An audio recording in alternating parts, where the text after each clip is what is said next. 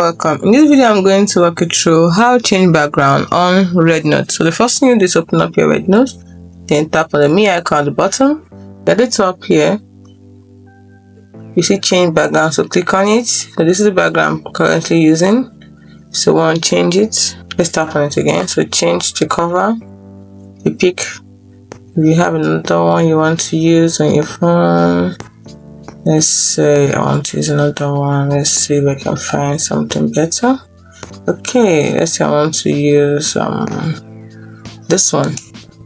Then you select it and then you click on OK. So it will take a while to load and then it's done. So that's it. That is how to change background in Rednote. Hope you found this video helpful. You look behind, you notice a red hue at the back of the screen. That is the background has changed. So, or we call it cover. So that's it. That's how to change.